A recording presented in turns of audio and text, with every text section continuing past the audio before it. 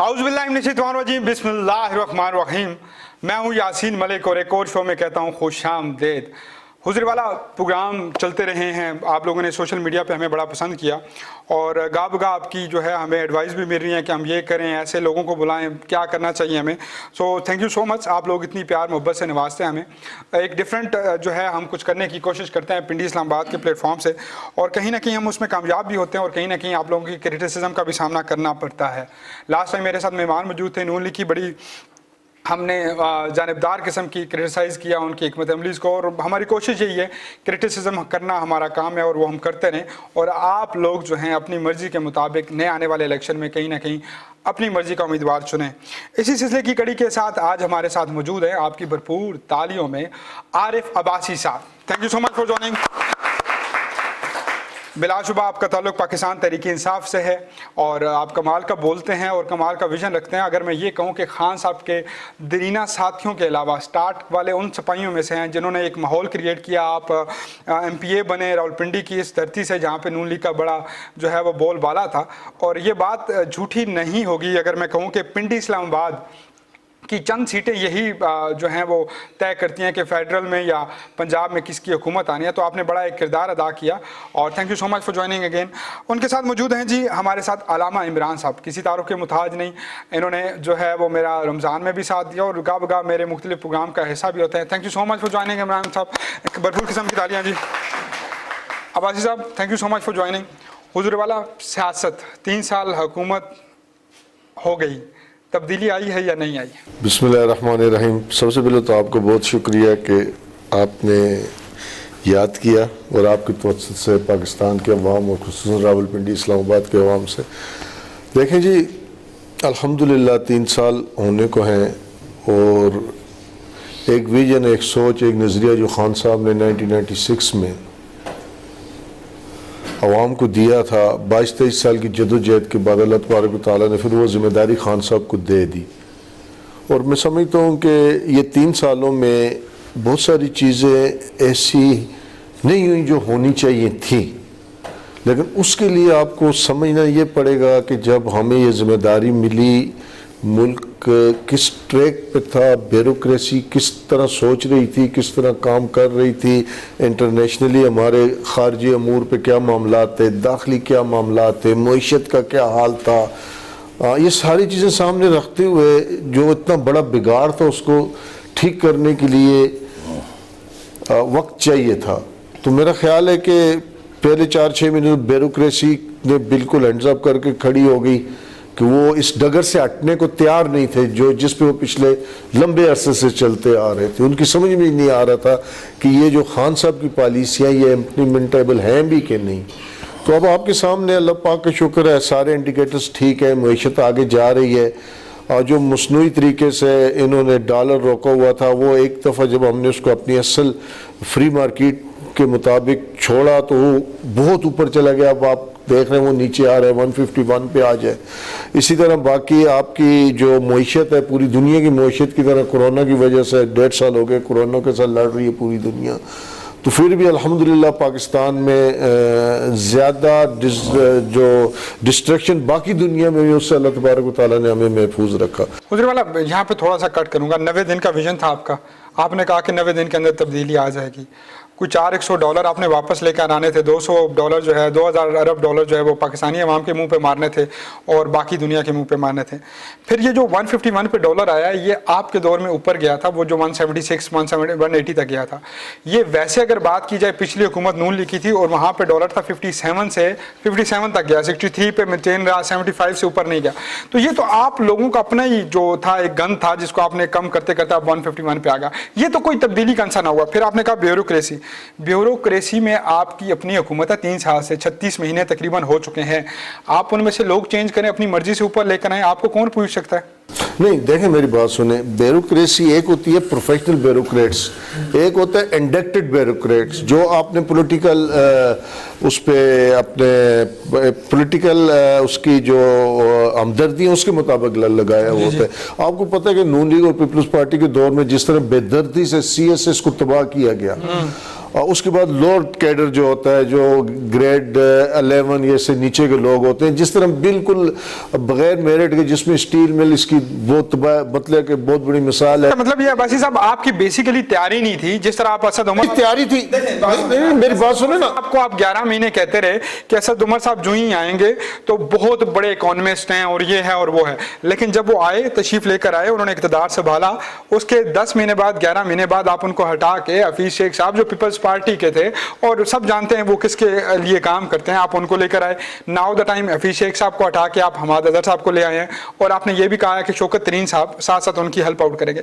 مجھے یہ بتائیں, ویژن نہیں تھا, تیاری نہیں تھی, یا بیسیکلی آپ کے ساتھ کوئی ٹریجڈیز ہو رہی ہیں, آپ کو سمجھ نہیں آ رہا؟ دیکھیں ڈسٹریکشن اتنی تھی, تباہی اتنی تھی کہ اس کو لائن پہ لانے کے لیے ہمیں مختلف ایکسپیریمنٹ تجربے کرنے پڑے. لیکن جس طرح یہ ملک ساکھ ڈار جو کیوں مفرور ہے, کیوں نہیں واپس آ رہا؟ چھپچ بھائی کھیل رہا وہ تمہارے ساتھ, ادھر تو نظر مارو, ملک ہمیں لٹو منگا دے, ہم کھیلے, ادھر بات نہیں کیا تمہارے ساتھ, ہم بھی بیٹھا ہوا ہے. یار آپ بتائیں, I want to say تیاری نہیں تھی ملک. ان کا وہ وزیر اعظم آئی تھنک باہر وہ کون ہے یار بھلے والا, وہ I want to Imran Khan صاحب کو تم, عمران خان وہ جو اٹی ڈلا کھیلتا ہے, اٹی ڈلا نہیں ہوتا, کرکٹ گیم, کرکٹ کھیلتا ہے. اس کی تیاری نہیں تھی. جب وہ حلف برداری کے لیے آیا, ویسٹ کوٹ نوکر تو لوائس, اوے ویسٹ کوٹ لا, میں حلف برداری لاواں. اس کی تیاری ہوندی تے ویسٹ کوٹ نوی سوندا نا. ایک منٹ جی, ایک منٹ, ویسٹ کوٹ کی چلو تیاری کی خیر ہے, مجھے بتائیں کہ اب جتی بھی اپنی نیشیز کپتان چپل آئی وانٹ ٹو پٹھان, وہ اس نے فری دیا. اچھا مجھے یہ بتائیں کہ یہ جو ایک ویژن چل پڑا ہے کہ اللہ کرے تبدیلی آ جائے, اب تو ہر بندہ چاہتا ہے, شاید آپ کی دوسری پارٹیوں والے بھی چاہتے ہیں کہ تبدیلی آ جائے, آپ کو خود لگتا ہے کہ اس دور حکومت میں آخری جو 2 سال ہیں اس میں کچھ ایسا ہو جائے گا کہ اگلا الیکشن آپ اسی طرح لڑ پائیں گے؟ نہیں دیکھیں میری بات سنیں, اب جو ایک بات کر رہے دیکھیں, آپ کہہ رہے دیکھیں بھی اور بات بھی سنیں, ہم کب سے دیکھ رہے ہیں, آپ کے ہماری کھول گئی ہے, یہ دیکھیں اے دیدہ بار آنا ہے, for the Anna is proof. Drop the زمین. آج انہوں کہتے ہیں اکھاں باہر آ آپ رہنے نے آپ سے تو سننے دیکھیں نا.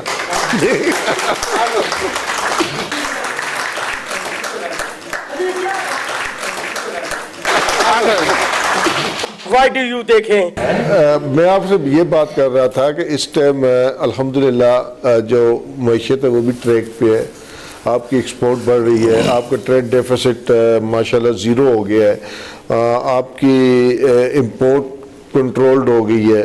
تو آنے والے وقتوں میں جو خان کا ویژن ہے اس کے مطابق آپ سلو ضرور ہیں, لیکن آپ ٹریک سے ہٹے نہیں. اتنے پریشر کے باوجود, اتنے تنقید کے باوجود, اتنی مطلب کہ ساری باتیں ہونے کے انٹرنیشنلی بہت ساری قوتیں جو عمران خان کو نہیں چلنے دینا چاہ رہی ہیں, آپ کو سب کو پتہ ہے. بہت سارے ہمارے بہت ہی سر یہ ویسے آسان بہانہ نہیں ہوتا کہ نہیں چلنے دیا جا رہا. آپ کے سامنے ہے نا, دیکھ انٹرنیشنل میڈیا میں جب نواز شریف چلے جائیں اس کے لندن کے اندر تو آپ لوگ کہہ دیتے ہیں انڈیا کے ساتھ مل گئے. ابھی انڈیا اگر نواز شریف کے ساتھ ملا ہوا تو آپ کو, میں بات اور کر رہا ہوں, میں یہ بات کرٹیسزم جن کے مفادات کو زد پہنچ رہی ہے.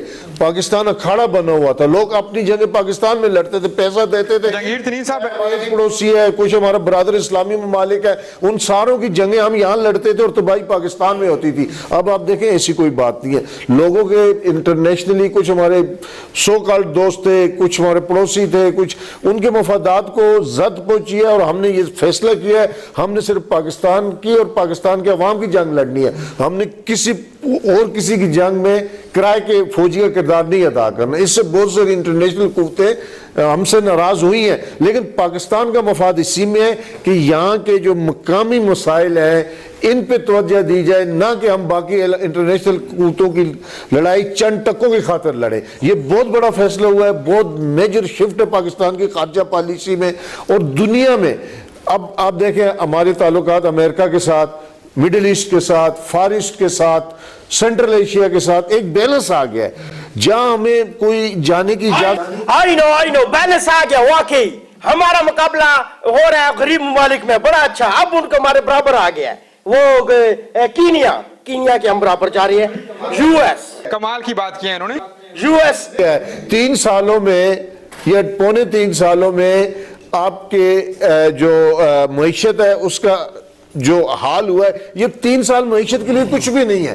آپ یہ دیکھیں کہ آپ جب مصنوعی طریقے سے آرٹیفیشل طریقے سے کوئی بھی چیز لگا لیں اس میں سے خوشبو نہیں آئے گی. سر ایک مثال ہے. پھل نہیں لگے گا. ایک مثال جب ہے آپ سر. اوریجنلی جینولی کوئی چیز بناتے ہیں اس پہ ٹائم لگتا ہے لیکن وہ پائیدار ہوتی ہے. ایک مثال دے رہے تھے ایک صحافی، بڑے کمال کے ہیں، میرے فیوریٹ ہے، میں ان کا کالم پڑھا تھا.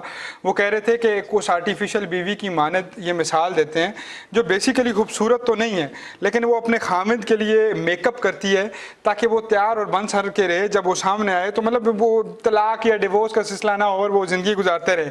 اور اسی طرح چلتے چلتے تقریباً 15-20 سال گزر گئے تھے، وہ تیار ہوتی رہی. اب تو عمر بڑھاپے کے آ گیا تھا. یہ وہی مصنوعی طریقہ پی ٹی آئی کیوں استعمال نہیں کرتی کہ خامد کو بھی خوش رکھے، اپنے رشتہ بھی جوڑے رکھے اور معاملات بھی؟ نہیں دیکھیں آپ کب تک اپنے آپ کو اور قوم کو دھوکے میں رکھیں گے. قرض آپ کا 100 ارب سے اوپر ہو گیا تھا ہمارے آنے سے پہلے. 100 ارب ڈالر، اس پہ صرف جو سود تھا وہ ہمارے بجٹ کے 62%. آپ نے 3 سالوں میں کتنا لیا؟ ہم نے اس ٹائم تک 13 ارب ڈالر واپس کیا. سر 13 ارب ڈالر، اور لیا کتنا آپ نے؟ لیا اگر آپ ڈیفرنس نکالیں نا ہمارا قرض بنتا ہے 5 ارب ڈالر. سر نہ سر میری بات سنو، میں آپ کو ثابت کرتا ہوں. میں سر آپ کو آپ نے سر گوگل تو آپ کا ہے نا سر، ہمارا تو تھوڑی ہے. میری بات سنیں نا، پیپلز پارٹی اور نون لیگ سے زیادہ آپ نے ان 3 سالوں میں قرضہ لے لیا. وہ جو کہہ رہے ہیں وہ اس وجہ سے لوکل جو کہہ رہے تھے نا، لوگ 5 روپیز میں جب ڈالر 128 روپے میں جمع آئے، 128 ایک دم 168 میں چلا گیا تو قرضے کا ہجوم بڑھ گیا. مطلب سر کس نے قابو کرنا تھا سر؟ سر ڈالر کو کس ڈالر آپ قابو کرتے ہیں سر؟ میں اور عمران صاحب نے ابھی یار جینون آ رہا ہے. ابھی ہم کوئی مارکیٹ میں ڈالر نہیں پھینک رہے، کوئی ہم مصنوعی طریقے سے روپے کو سہارا نہیں دے رہے. آپ دیکھیں پچھلے 4 مہینے میں آپ کے 14-15 روپے کا فرق پڑا، جینون پڑا ہے. اسی طرح قرضہ بھی نیچے آیا. یہ جو آپ کے 14-15 روپے ڈالر نیچے آیا ہے، اس سے آپ کے قرضے میں بھی خربوں روپے کا فرق پڑا ہے. اللہ کرے یہ ڈالر بہت تھلے آوے تاں سارا قرضہ لاوی ہے. یہ کہہ رہے ہیں روپے تو تھلے آوے کیسے قرضہ لے گیا. Happy birthday to you. کیسے ہیں آپ؟ ٹھیک ہیں حضرے والا؟ آپ کے طرح کا تو شو نہیں ہے، آپ ماشاءاللہ مذہبی اسکالر ہیں. مجھے یہ بتائیں بچپن شرارت ان کے مطلب کا شو ہے، حلوہ منگایا ہے. مذہب جو ہے وہ تھوڑا سا ہم یہ بات سوچتے ہیں کہ علامہ شروع سے ہی شریف ہوگا، بڑا مذہبی ہوگا، تو آپ شروع میں کیسے تھے؟ شرارتی تھے یا بڑا معصوم بچہ تھے؟ جی سب سے پہلے یسین ملک صاحب آپ کا اور پوری روز ٹی وی کا انتہائی مشکور و ممنون ہوں کہ ہمیشہ کی طرح آپ محبت فرماتے ہیں، بلکہ پوری دنیا میں محبتیں بکھیرتے بھی ہیں. اللہ رب العزت آپ کو اور آپ کے چینل کو سلامت رکھے. بڑا اچھا آپ نے سوال کیا، بڑا ڈیفرنٹ قسم کا سوال ہے. دیکھیں جس سٹیج پہ آج ہم ہیں اس کے لیے ہم نے بڑی سٹرگل کی، بڑی جدوجہد کی. کوئی بھی اسکالر یا کوئی بھی ڈاکٹر یا کوئی بھی سیاستدان جو ہے وہ ماں کے پیٹ سے باہر نہیں آتا. بالکل ایسی بات ہے. تو زندگی جو ہے ایک سٹرگل کا نام ہے، ایک کوشش کا نام ہے. تو ابتدا میں ظاہر ہے جو بچپن ہوتا ہے وہ تو کبھی لوٹ کے نہیں آتا، پھر جوانی کے معاملات سے مرحلات سے انسان کو گزرنا پڑتا ہے. تو وقت اور حالات کے ساتھ زندگی کے اندر تبدیلیاں آتی رہتی ہیں. لیکن میں یہ سمجھتا ہوں ملک صاحب جو عباسی صاحب بات کر رہے تھے، اگر اسی میں اگر آپ کی اجازت ہو ایک بات ایڈ کر دوں. اگر آپ غور سے ہمارے پاکستان کے نقشے کو دیکھیں نا، یہ پیارے لجپال آقا علیہ الصلوۃ والسلام کے نام کے ساتھ ملتا ہے. سبحان اللہ سبحان اللہ. اسلامیہ جمہوریہ پاکستان ہے. جیسے کہ ہمارے پرائم منسٹر عمران خان صاحب کہتے ہیں نا کہ ہم نے اس کو مدینے کی ریاست بنانا ہے.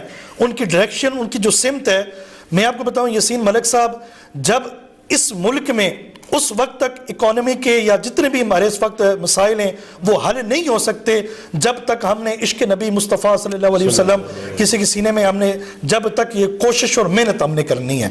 تو اور کوشش یہ کرنی ہے کہ دیکھیں اس ملک کو جاننے سے پہلے اسلامیہ جمہوریہ پاکستان یہ اسلام کے نام پر ماضر وجود میں آیا ہے. لیکن افسوس کے ساتھ ملک صاحب کہنا پڑ رہا ہے، آپ نے بھی کافی شو کیا ہے اس کے اوپر، اسی دھرتی ماں کے اوپر ہمیں یہ نعرہ سننے کو ملتا ہے میرا جسم میری مرضی. تو کیسے اس ملک میں وہ نظام مصطفیٰ ہم لا رہے ہیں؟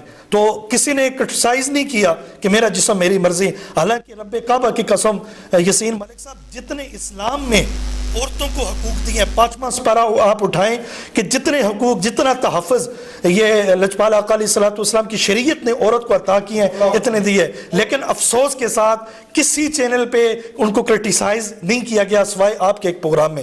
تو میں آپ کو خراج تحسین میں پیش کرتا ہوں اس لائیو شو میں, اور کوشش آپ یہ کیجئے کہ جس ملک میں یہ جو پرچم ہمارا اسلامیہ جمہوریہ پاکستان کا, یہ مدینے کی ریاست کے اہم مطابق ہونا چاہیے.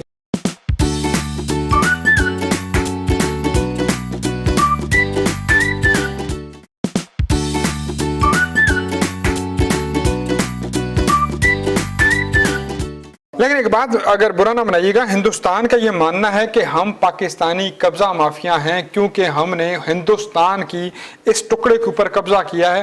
یہ سلطان ٹیپو کی بات ہو, وہ جو میں پیچھے اگر ہسٹری جناتا ہوں, ٹھیک ہے ہمارے مذہب میں یہ چیز شامل ہے کہ ہم جہادی پیدا ہوتے ہیں. آج کل تو ہم جہاد کو بھی ڈیفینڈ نہیں کرتے, ہم تو دور, اور سرکار صلی اللہ علیہ وسلم نے جہاد کیا, حضرت امام حسین نے جہاد کیا, ہمارا تو جہاد جزو ایمان ہی ہے.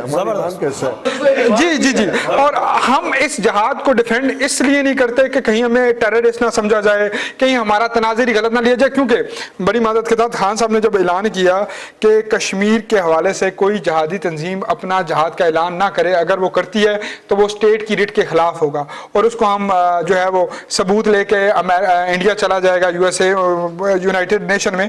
حضرت والا 2 سوال. پہلا, ہم نے جہاد کو ڈیفینڈ کرنا کیوں چھوڑ دیا؟ ہماری ویلیو سی نا جہاد, ہمارے شاید مذہب کا ایک حصہ ہے جہاد.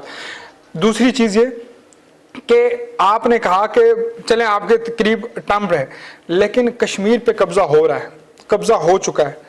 ہم لیٹ ہو گئے ہیں یا ہمیں ابھی آنکھ کھول لینی چاہیے؟ نہیں, اس میں آپ نے پہلے کہا جی ہم جو مسلمان ہیں ہمیں ہندو سمجھتے کہ ہم نے جی قبضہ کیا. ہم نے کوئی قبضہ نہیں کیا. اللہ کی دھرتی ہے اور اللہ کا حکم ہے کہ اللہ کا دین پھیلاؤ. حضور پاک صلی اللہ علیہ وسلم نے ہمیں یہی نصیحت, یہی وصیت, یہی حدیث شریف دے کے گئے ہیں. تو جو قوم ہزاروں سال غلام رہی ہے, تو یہ تو انسانی فطرت ہے. جب ہم یہاں آئے, ہمارے مسلمان ہمارے آبا و اجداد یا جو لوگ یہاں مسلمان آئے, انہوں نے ان کو ہدایت کی طرف بلایا. اس ٹائم اگر برے صغیر میں 50-55 کروڑ مسلمان ہیں انڈیا پاکستان ملا کے, تو اس میں سے جو عرب سے آئے وہ کتنے 15-20-25% ہوں گے, باقی یہاں مقامی لوگ کنورٹ ہوئے نا.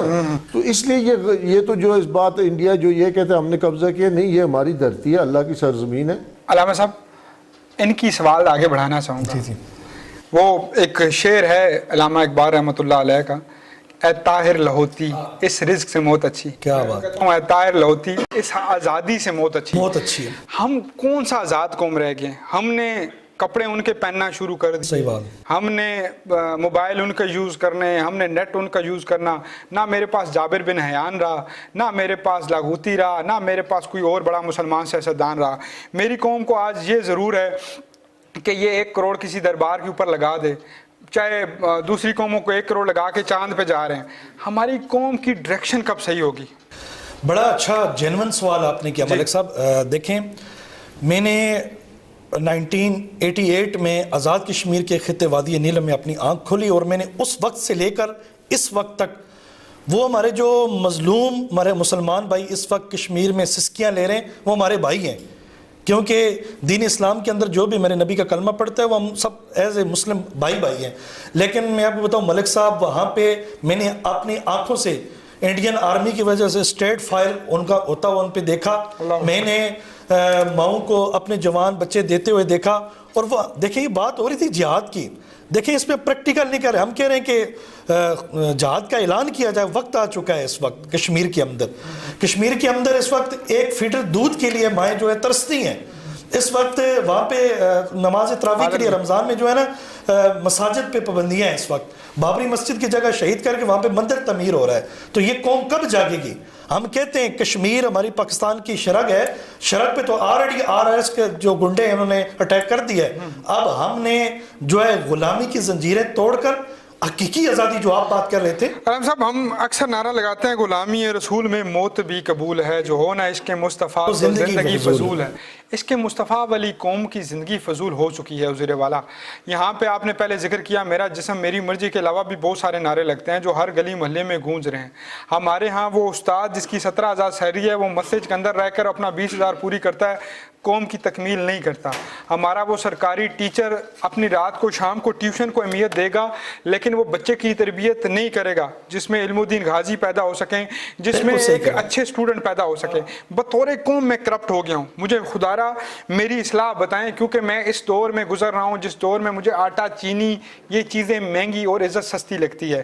مجھے بطور قوم اس دور کے اندر اٹھنا بیٹھنا اچھے کپڑے پہننا تو اچھا لگتا ہے لیکن میانہ روی کے ساتھ گھر بیٹھنا برا لگتا ہے. مجھے بتائیں میں نے اصلاح کا عمل شروع کہاں سے کرنا ہے؟ دیکھیں ملک صاحب بڑا اچھا آپ نے سوال کیا. میں یہاں پہ یہ بات ضرور عرض کرنا چاہوں گا کہ دیکھیں بطور قوم ہمارے معاشرہ اور سوسائٹی جو ہے وہ دین اسلام سے ہم دور ہو چکے ہیں. جہاں سے ہم نے علم حاصل کرنا تھا ان کو ہم نے بالکل لوارث کر دیا ہے. آج آپ دیکھیں محراب و منبر کہ مسجد سے جمعے کی اذان ہوتی ہے تو لوگ بھاگ کے جاتے ہیں, ٹوپی پہن کے 2 فرض پڑھتے ہیں, وہیں ٹوپی پہن کے واپس آ جاتے ہیں. ہمارا محراب و منبر سے تعلق کتنا سا رہ گیا ہے. ہم تو شریعت سے دور ہو چکے, ہم تو دین اسلام کی بات سننا تک گوارا نہیں کرتے. آج ہمارے عالم دین جو اس وقت معاشرے سوسائٹی میں کتنا بڑا کردار ادا کر رہے ہیں ان کا حال آپ دیکھ لیں. کسی بندے نے آج تک ان کے حوالے سے بات نہیں اٹھائی. میں یہ چاہ رہا ہوں دیکھیں جب تک ہم لجپال آقا علیہ الصلوۃ والسلام کی شریعت مطہرہ کو اپنے اوپر نافذ کر لیں گے تو ڈیفینیٹلی ہماری زندگیوں میں انقلاب برپا ہو جائے گا. صرف ایک بات اگر آپ کی اجازت ہو ایڈ کر کے میں وائنڈ اپ کرتا ہوں. دیکھیں ایک خیمے کے اندر حضرت عمر فاروق رضی اللہ تعالیٰ کی خلافت کا دور تھا. ایک خیمے کے اندر روشنی جل رہی ہے, بچوں کی رونے کی آوازیں آ رہی تھی. جب حضرت عمر فاروق رضی اللہ تعالیٰ نے پاس کے مائی سے پوچھا کیا وجہ ہے, کہا کہ 3 دن سے میرے جو ہے نا بچے بھوکے ہیں. میں اس کو مختصر کرتا ہوں, واقعہ طویل ہے, مختصر کرتا ہوں. آپ واپس آئے, بیت المال میں سامان سارا اکٹھا کیا تو اٹھا کے اپنے کاندھے پہ رکھا. غلام پاس تھا. ملک صاحب غلام کہنے لگا کہ غلام کے ہوتے ہوئے آقا یہ بوجھ کیوں اٹھائیں, میں ہوں نا. تو آپ نے غلام کے کاندھے پہ ہاتھ رکھ کے بتایا کہ کل بروز قیامت کو میرا بوجھ تو اٹھا لے گا. خود حضرت عمر فاروق رضی اللہ تعالیٰ نے وہ سامان اٹھا کے خیمے میں اور اپنے ہاتھ سے روٹیاں بنا کے دی. یہ ریاست مدینہ ہے. دیکھیں انسانیت کو ہم بھول چکے ہیں, ہم صرف اپنے بارے میں سوچتے ہیں. ہمیں بطور قوم معاشرہ ہماری سوسائٹی میں جب انسانیت کا درد لے کے چلیں گے ڈیفینیٹلی جب ہم پڑھ لیتے ہیں لا الہ الا اللہ محمد رسول اللہ تو ہمارے سینے میں جذبہ ایمانی. عباسی صاحب بڑی خوبصورت گفتگو کرتے ہیں. جی ایک منٹ آپ ذرا بعد میں کیجیے گا. علامہ صاحب کی بات کو میں آگے بڑھانا چاہوں گا. حضور والا مجھے یہ بتائیے گا یہ جو ریاست مدینہ کا کنسیپٹ ہے یہ والا کہ درائے فرات کے کنارے کتا بھی مر گیا تو میں ذمہ دار ہوں. کتے کی مثال اس لیے دی گئی کہ ایک جانور تھا پر وہ جانور ہے جس کو دین اسلام کے اندر آوارہ کتے کو پالنے کا کبھی بھی معاشرہ حکم نہیں دیتا. تو کہا گیا کہ اس معاشرے کے اندر اگر آوارہ کتا بھی مر گیا تو میں ذمہ دار ہوں. کیا آج ہماری ریاستیں یہ حق ادا کرتی ہیں؟ اگر نہیں کرتی تو کیوں نہیں کرتی؟ اور کیا یہی پی ٹی آئی جو آپ کی گورنمنٹ ہے اس کا ویژن یہی ریاست مدینہ یا کچھ اور ہے؟ بے شک طویل جواب دیجیے گا. نہیں میری بات سنیں, جو ریاست مدینہ ہے نا یہ ایک فلسفہ ہے جی, یہ پورا ضابطۂ حیات ہے. ریاست مدینہ صرف ایک ریاست کا مطلب ہے جب ہم ریاست مدینہ کی بات کرتے ہیں اس میں آپ فلسفہ اسلام کا طرز حیات, اسلام کے قوانین, ان سب کو آپ جمع کریں تو ریاست مدینہ بنتی ہے. اب دیکھیں اسلام میں بہت سارے حقوق کے ساتھ بہت سارے فرائض بھی ہیں. ایک انسان کو اسلام نے بہت زیادہ حقوق دیے, جتنے فنڈامنٹل رائٹس اسلام نے بمے خواتین بچوں نے عام لوگوں کے دیے اتنے دنیا میں کسی آئین نے کسی قانون نے کسی اور مذہب نے نہیں دیے. لیکن اس کے ساتھ ساتھ اسلام نے انڈیویجول کی معاشرے کی کچھ ذمہ داریاں بھی دی. حضرت عمر فاروق کے دور میں کچھ لوگوں نے زکوٰۃ دینا بند کر دی, منکر ہو گئے تھے. تو حضرت عمر فاروق نے بڑی سختی سے انہوں نے کہا مجھے وہ قتل بھی کیے کچھ لوگ جو فرض ہے. اب آپ یہ دیکھیں کہ اس معاشرے میں نظام کس طرف چلا گیا ہے کہ ریاست کے پاس کوئی اور مسائل بھی ہوتے, وہ سب استطاعت لوگوں سے لے کے اور ان لوگوں تک پہنچاتی ہے جو کہ مسائل زدہ ہے. مطلب کنسیپٹ یہی ہے نا کہ آپ مسائل کو اکٹھا کریں اور مسائل آئیڈینٹیفائی کر کے پرائرٹی مسائل پہ خرچ کریں. اب آپ یہ دیکھیں کہ اس ریاست میں جو ایلیٹ ہے جو کروڑوں روپے بنا رہی ہے کیا وہ اپنا فرض ادا کر رہی ہے؟ وہ ریاست کو ریاست کا حصہ جائز جو ٹیکس ہے وہ دے رہی ہے، لیکن وہ امپلیمنٹ بھی آپ نے کروانا ہے. یہی نا ابھی ہم لگے ہوئے ہیں. ابھی دیکھیں جب ہم نے ٹیکسیشن کی طرف گئے، ہم نے کہا جی ہم ہر ٹریڈر کو رجسٹرڈ کریں گے، اس کی ٹریکنگ ہوگی جب سامان فیکٹری سے بنتا اور اینڈ یوزر تک. ٹیکس آپ کا جو ہم ٹیکس دیتے ہیں وہ بھی گورنمنٹ کو نہیں جاتا. سیل ٹیکس سرمایہ دار کھا جاتا ہے. اگر 100 روپیہ سیل ٹیکس آپ کی ماچس کی ڈبیا سے لے کے گاڑی تک ہر چیز پہ 17-18% سیل ٹیکس ہے، لیکن چوری ہو جاتا ہے. اور جب ہم نے اس چوری کو روکنے کے لیے قانون سازی کی تو سارے لوگ اکٹھے ہو گئے، ہڑتالیں، مطلب مختلف قسم کے حربے. لیکن آہستہ آہستہ گریجولی جب تک ہماری معیشت ریکارڈڈ نہیں ہوگی، ٹیکس صحیح نہیں، میں آپ کو ایمانداری سے بتا دوں کوئی بھی حکومت ہو، جب تک بنیادی طور پہ ٹیکس ایمانداری سے جمع نہیں ہوگا ہمارے مسائل نہیں حل ہوں گے. ہمارا 600 ارب کا خرچہ ہے سال کا، آمدنی ہماری 380-400 ارب ہے. یہ 200-225 ارب جو روپیہ ہے یہ 6,000 ارب ہماری خرچ ہے اور 380 سے 4,000 ارب ہماری آمدنی ہے. یہ جو 100-100 فرق ہے، یہ فرق جب تک آپ ختم نہیں کریں گے نا پھر جھوٹ ہوگا، پھر آپ کو قرضے لینے پڑیں گے. اصل یہ ہے کہ ہم ریاست کو ریٹرن کیا کر رہے ہیں. ہم سے مراد غریب آدمی تو بیچارہ ماچس بھی لیتا ہے، اس پہ بھی وہ ٹیکس جو ہے دکاندار سب کو جو آپ کا مطلب ہے کہ اگلا 5 سال بھی آپ کو دیں، آپ ہمیں نہ دیں. آپ لیں، آپ بھی لیں، یہ لے ٹوپی، یہ کوٹ موٹ لنڈے کا یہ بیچیں، ٹیکس دیں. کون سا کپڑا ٹیکس کے پہنا ہوا ہے یقین جانے میں اتارے گا، ہم واپس جائے گا. یہ بھی لیں، یہ بھی لے بہت بڑی آئے گی. یہ قوم ویسے جذباتی اسی طرح ہو چکی ہے. دیکھیں یہ طبقہ جو ہے نا، جو ہم لوگ ہیں عام لوگ، لنڈے کا ٹائی پہنا 15 روپے والا ابھی بھی ٹیکس کدھر سے دوں. تو دیکھیں نا پانی کا بل نہ دیں تو اگلے مہینے کنیکشن کاٹ دیتے ہیں. اصل مسئلہ ہے جو بڑے لوگ ہیں جو خربوں روپے اس ملک سے کما رہے ہیں. علامہ صاحب آخری میسج، آخری نوکری اور 50 لاکھ گھر کی درگاہ. ان کی بات مجھے پسند ہے. ایک بات آخری میسج دے دے بس، ٹائم بڑا. جی عباسی صاحب کفن پہ بھی ٹیکس لگا دے. اب مولوی صاحب نے جنازہ بھی پڑھانا ہے تو اکثر کہتے ہیں جی وہ کفن پہ بھی ٹیکس ہے. صرف ایک بات عرض کرنا چاہوں گا، آپ کے گوش گزار کرتے ہیں، آپ اسمبلی تک یہ بات پہنچائیں کہ دیکھیں اس وقت جب رمضان آتا ہے نا ملک صاحب، جتنے بھی بینک ہیں، بینک میں وہی ہمارے پاکستانی اپنے آپ کو نان مسلم ڈکلیئر کر کے زکوٰۃ کے پیسے نکلوا. اللہ اکبر، اللہ اکبر. صحیح معنی میں امیر المجاہدین فرماتے ہیں اگر یہ زکوٰۃ صحیح پہ ہو، صحیح طریقے سے لوگ زکوٰۃ ادا کریں، پاکستان کے اندر کوئی رات کو بھوکا نہ سوئے بلکہ کوئی بیکاری نظر نہ آئے. صحیح، یہی بات میں نے کی ہے.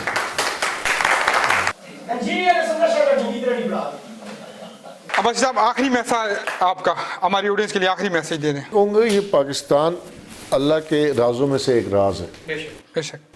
اس چیز کو سمجھے. یہ مملکت خدا داد دنیا میں بڑے بڑے اسلامی ممالک ہیں، بڑے بڑے امیر ہیں. اللہ تبارک و تعالیٰ نے اٹامک طاقت اگر اس کو دی ہے تو اس کی کوئی وجہ ہے. یہ اللہ کے رازوں میں سے ایک راز ہے. اور اس نے وہ سارے جو ہمارے کہہ کے گئے ہیں حضور پاک صلی اللہ علیہ وسلم کی حدیث مبارکہ ہے یا باقی جو جس طرح کے عالم اسلام کا سرخیل پاکستان ہے، اس سے محبت کریں. یہ قیامت تک رہنے کے لیے ہے اور جو کنٹریبیوٹ ہو سکتا ہے اس کے لیے. آپ نے دونوں مہمانوں کو سنا اور یقیناً گفتگو آپ نے انجوائے کی ہوگی. ملتا ہوں اگلے پروگرام میں اگلے مہمانوں کے ساتھ اور نئی گپ شپ کے ساتھ. مجھے اور میری ٹیم کو اجازت دیجیے. اللہ